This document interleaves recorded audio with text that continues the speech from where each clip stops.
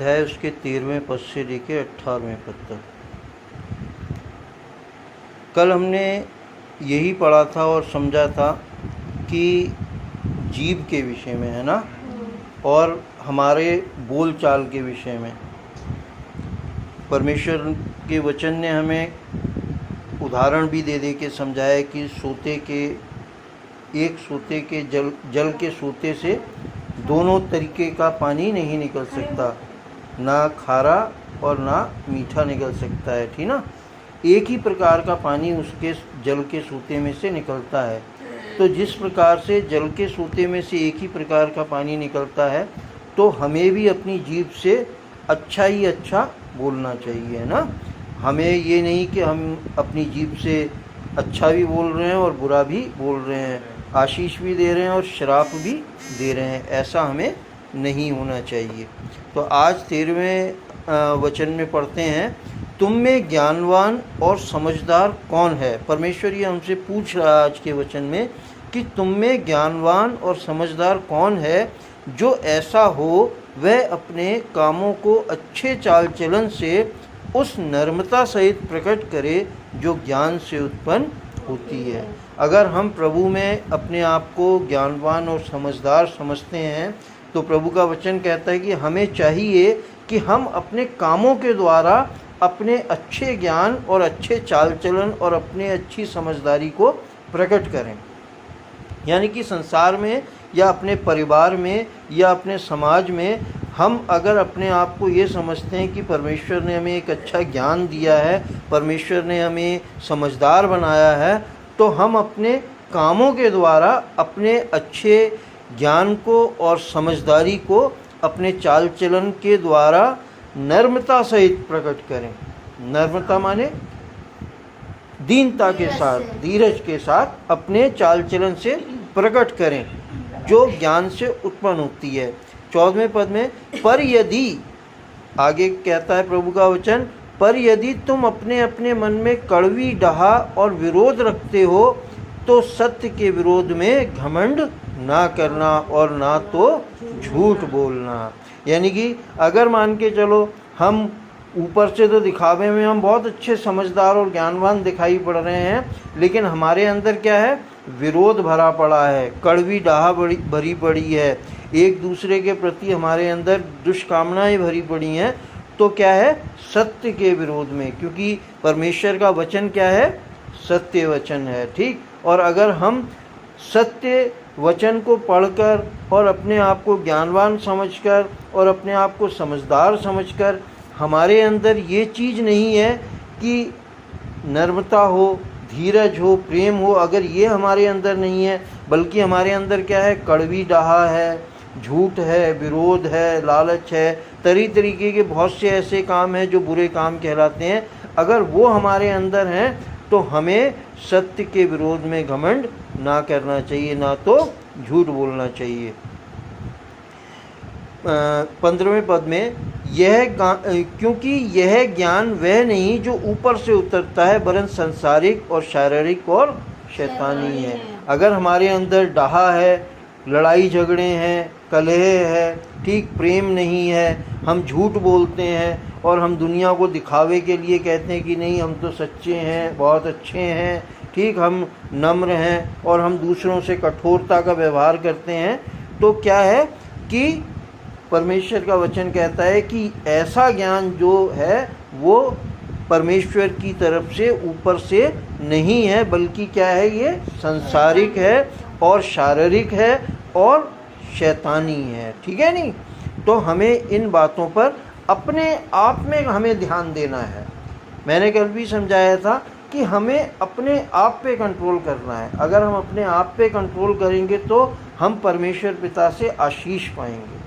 कोई हमें देखे या ना देखे, कोई हमें जाने या ना जाने, कोई हमारी बड़ाई करे या ना करे, लेकिन हमारे अच्छे चाल चलन को या बुरे चाल चलन को कौन नाप तोल कर रहा है, परमेश्वर पिता स्वयं नाप तोल कर रहे हैं, क्योंकि उनकी आंखें हमारे ऊपर लगी रहती हैं, क्योंकि उन्होंने अपने ही श्वास और अपने ही अंश से और अपनी ही आत्मा से हमारे अंदर जीवन और श्वास और आत्मा डाली है, और वो हमारा हर समय ध्यान रखते रहते हैं और हम पर उनकी निगाहें बनी रहती हैं कि हम किस प्रकार से अपना चाल चलन इस संसार में, अपने परिवार में, अपने समाज में कर रहे हैं। क्यों? क्योंकि अगर हम दिखावे में अपने आप को बहुत अच्छा दिखा रहे हैं और अंदर से हमारे अंदर क्या कहते हैं बुराई भरी पड़ी है, तो ये बात परमेश्वर पिता से छुप नहीं सकती है। लोग शायद ज़रूर समझें कि अरे यार ये तो बहुत ऊपर से अच्छा है, लेकिन अंदर से हम कैसे हैं ये परमेश्वर पिता ही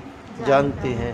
16वें पद में, इसलिए कि जहाँ डाहा और विरोध होता है वहाँ बखेड़ा और हर प्रकार का दुष्कर्म भी होता है। यानी कि जहाँ हमारे अंदर डाहा, यानी कि डाहा का मतलब है कि एक दूसरे के प्रति विरोध करना, एक दूसरे के प्रति बुराई करना, एक दूसरे के प्रति जलन अपने अंदर रखना। ठीक, तो जहाँ डाहा होता है, विरोध होता है, वहाँ क्या होता है? हर प्रकार का बखेड़ा और हर प्रकार का दुष्कर्म भी होता है। 17वें पद में, पर जो ज्ञान ऊपर से उतरता है वह पहले तो पवित्र होता है, फिर मिलनसार, कोमल और मृदु भाव और दया और अच्छे फलों से लदा हुआ और पक्षपात और कपट रहित होता है। जो ज्ञान परमेश्वर का ज्ञान है, यानी कि जो ज्ञान सत्य का ज्ञान है, यदि हम सत्य पे चलते हैं तो हमारे अंदर ये सब चीज़ें ऑटोमेटिक आती जाती हैं। क्योंकि लिखा हुआ है कि सत्य को तुम जानोगे, सत्य को तुम अपनाओगे और सत्य तुम्हें स्वतंत्र कर देगा। हमारे अंदर गुस्सा, हमारे अंदर डाहा, हमारे अंदर विरोध क्यों होता है? क्यों? क्योंकि हम कई बार झूठ बोलते हैं। ठीक, और अगर हम झूठ बोलते हैं, हम दिखावा करते हैं, तो हमारे अंदर सत्य की स्वतंत्रता नहीं पाई जाती, सत्य के फल नहीं पाए जाते हैं। क्यों? क्योंकि अगर हम सचमुच में सत्य को मानते हैं, सत्य पे चलते हैं, सत्य ही अपने जीवन में अपनाते हैं, तो परमेश्वर का जो ज्ञान है, सत्य का ज्ञान है, उसके अंदर क्या क्या पाया जाता है कि पहले तो पवित्र होता है, फिर मिलनसार होता है, यानी कि सबसे मेल मिलाप रखता है, कोमल होता है, मृदु भाव होता है, दया होती है उसके अंदर, और अच्छे फलों से लदा हुआ और पक्षपात और कपट रहित होता है। ठीक, अगर ये चीज़ें हमारे अंदर हैं तो हमें मानना चाहिए कि हम सत्य पे चल रहे हैं, परमेश्वर का आत्मा हमारे अंदर फल लेके आ रहा है ये। ठीक, अगर हमारे अंदर विरोध है, लड़ाई झगड़े हैं, कपट है और तमाम बुरी बातें हैं, झूठ है, तो हमें सत्य के विरोध में कुछ भी नहीं बोलना चाहिए, क्योंकि परमेश्वर क्या है? सत्य है। 18वें पद में, और मिलाप कराने वालों के लिए धार्मिकता का फल मेल मिलाप के साथ बोया जाता है। और मिलाप कराने वालों के लिए, यानी कि जो लोग लड़ाई झगड़े को छोड़कर, विरोध को छोड़कर, झूठी बातों को छोड़कर मेल मिलाप में लगे रहते हैं, उनके लिए धार्मिकता का फल जो है मेल मिलाप के साथ उनके जीवन में बोया जाता है। और उनके जीवन में जब मेल मिलाप का फल बोया जाता है तो उनके जीवन में परमेश्वर के काम प्रकट होते हैं, और ऐसे काम प्रकट होते हैं कि जिन्हें दुनिया सचमुच में देख के कहती है कि यार ये इंसान तो कुछ अलग है, हैं? ये इंसान तो हमारे से अलग है, ये इंसान तो भाई बड़ा ही एक यूनिक पीस है जिसे कहा जाए ना। हर इंसान इस बात को समझ जाता है अगर हमारे अंदर सत्य है, प्रेम है, मेल मिलाप है, नम्रता है, धीरजता है, कोमलता है, ये सब चीज़ें हैं, सत्य है, तभी ऐसा हमारे जीवन में होता है। तो इसलिए हमें अपने अच्छी तरीके से किसी को नहीं देखना, वरन अपने आप को जांचना और परखना है कि हम कैसे हैं। क्यों?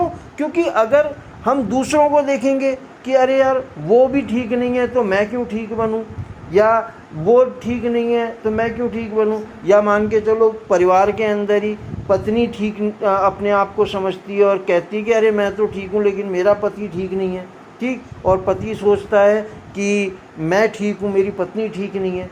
तो ऐसा सोचने से हमारा काम नहीं चलेगा, हमें स्वयं अपने बारे में सोचना है। क्यों? क्योंकि लिखा हुआ है कि हम जब अपने आप को जांचते और परखते हैं और अपने अंदर की गंदगियों को निकालते हैं, तो हमारे जीवन में से जब परमेश्वर, जैसे लिखा हुआ है कि मेल मिलाप का फल के साथ बोया जाता है, तो जो कुछ भी अच्छा हमारे अंदर से फिर जो निकलता है उसके द्वारा सामने वाला ऑटोमेटिक ही बदलता चला जाता है। अगर मान के चलो आप किसी से अच्छा ही अच्छा कर रहे हो, अच्छा ही अच्छा कर रहे हो, और वो आपके साथ बुरा ही बुरा कर रहा है, बुरा ही बुरा कर रहा है, तो एक दिन ऐसा आएगा कि वो आपके पैरों में गिर ही जाएगा। वो कहेगा कि भाई गलती तो सारी मेरे अंदर है, इसके अंदर तो ऐसी चीज़ें दिखाई नहीं पड़ती हैं।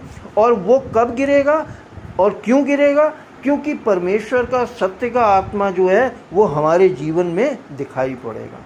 और परमेश्वर का सत्य का आत्मा जब हमारे जीवन में दिखाई पड़ेगा तो लोग वह हमसे डरेंगे। वो डराव नहीं होगा, लेकिन एक पवित्र भय होगा कि यार ये अच्छा इंसान है, इससे तो हमें अच्छा ही व्यवहार करना चाहिए, है ना। तो हमें अपने जीवन में स्वयं को जांचना है, स्वयं को परखना है, स्वयं को बदलना है। अगर हम अपने आप को बदलते हैं तो सामने वाले अपने आप ही बदल जाते हैं। परमेश्वर पिता के वचन के पढ़े और सुने जाने पर बहुतायत से आशीष होवे। आमीन, आमीन, आमीन। प्रभु यीशु मसीह के नाम में।